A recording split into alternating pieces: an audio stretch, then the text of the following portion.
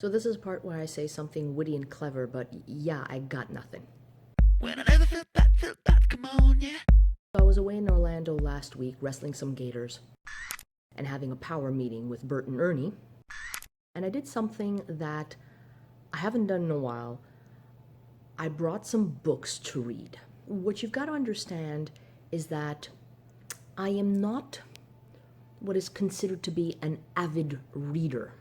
I don't read often. And when I do, I generally gravitate towards short stories, poetry, comics, graphic novels. I also recognize that I'm a picky reader. I tend to start books and I don't finish them either because the story is not interesting, the characters don't resonate with me, I don't like the way the story's going, a variety of reasons. I'm a big believer in Daniel Pennac's Les droits du lecteur, the rights of the reader. So I'm going to be that reader who will read the end first to find out what's going on. Get over it, I enjoy spoilers. And just because I'm a French teacher, I don't read voraciously. So when I do find a book or books that I enjoy, I devour them. So today I will give you a quickie, spoiler-free book review of the 3 books I read during my week in Orlando. Let's be clear, some of them I'm not done reading them yet, but there is one that I have finished and I'll be able to talk about it. Book number 1, The Subtle Art of Not Giving a Floof. Yes, I know, he doesn't actually say floof in the book. I'm trying to keep this family friendly. So this book actually took me the longest to read, despite its size. It's by Mark Manson, and without revealing too much of the content of the book, this book basically makes you reevaluate your priorities, your values, in order to make better choices in your life. I could go at length about the content, but I'm not here to summarize the book. You can go and find it and read it. But it took me a while to read it because every time I would read a passage, I would stop and I would start reflecting and thinking about, okay, what is it that I'm doing in my own life that corresponds to what is being described. So I highly encourage anyone who is looking to reflect on their own lives and maybe even think about prioritizing their lives differently to pick up this book and read it. Book number 2, The Years of Rice and Salt. This is a hefty book by my standards, and I don't read sci-fi often or fantasy often. I don't know, not everyone's like Tolkien. So when I do read sci-fi or fantasy, I tend to go towards the alternate universes, the what if scenarios, like what if World War II never happened? What if the Roman Empire never declined?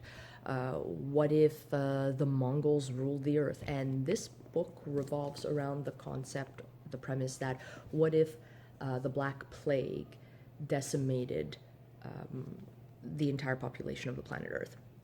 I'm not going to give more than this, but it has a very interesting twist. I picked it thinking, oh, it has like little books, so like shorter stories.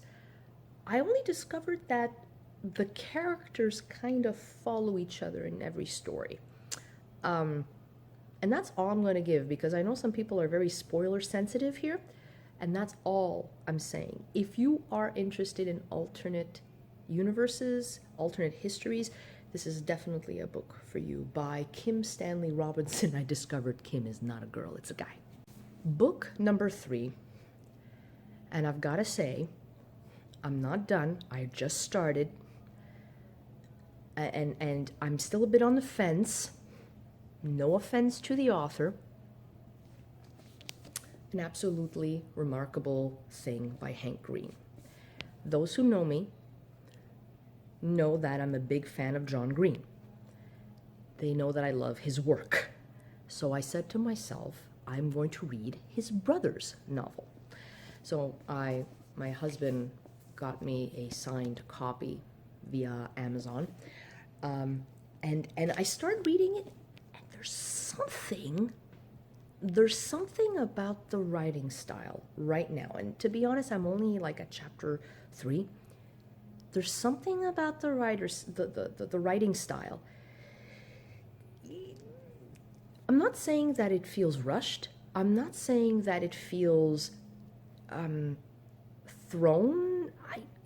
There's something about the way the character is expressing themselves, the narrator of the story. It's a bit too, maybe, earnest. But like I said, I'm only at chapter 3. I might skip ahead and, go for the spoilers just to see if there's any development. And I believe that I'm allowed to because I'm the one reading this book. I'll put a link towards at the bottom in the the comment section of the rights of the reader. If you're into Daniel Pennac, if you're into French authors, I strongly recommend you reading that. Et pour ceux qui se demandent si je lis des livres et des romans en français, oui, j'en lis, mais je suis capricieuse, que ce soit des romans en anglais ou des romans en français.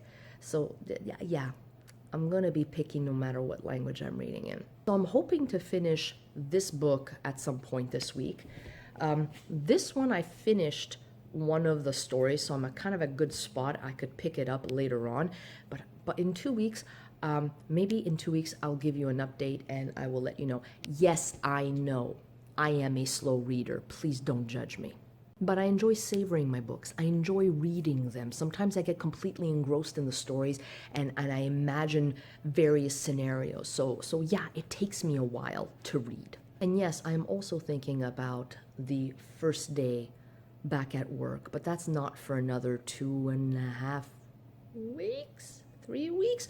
So I'm trying not to think about that. I'm trying to enjoy my vacation. Madame la Prof is entitled to disconnect sometimes, and that's what I'm doing. So have yourselves an awesome day, Internet, and we'll be seeing each other very soon.